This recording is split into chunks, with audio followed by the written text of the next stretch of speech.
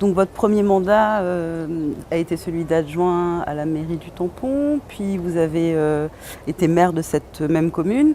Quel enseignement avez-vous tiré de cette expérience? En tant qu'adjoint, c'était vraiment un apprentissage, et puis un apprentissage vraiment dans l'ombre.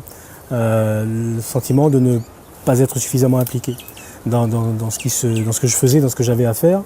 À l'inverse, en tant que maire du Tampon, donc en 2006, c'est véritablement pour moi le point de départ d'un engagement très fort, et d'un engagement qui est un engagement qui mobilise.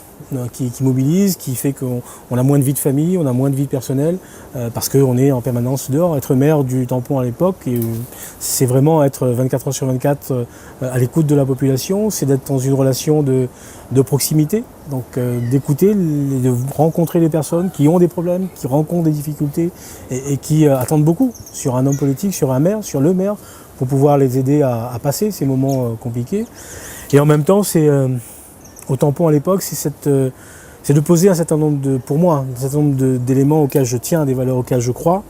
La démocratie participative, comment faire en sorte que les Tamponnais à l'époque se sentent davantage concernés par l'action publique, et donc leur donner la parole le plus souvent possible à chaque fois qu'on en a l'opportunité, et donc amener à une construction publique à travers cela.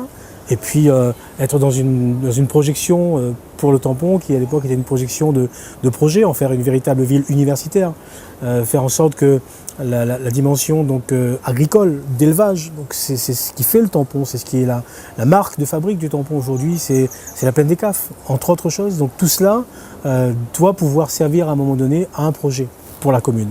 Donc ça a été pour moi un moment passionnant de ma vie et de mon engagement politique.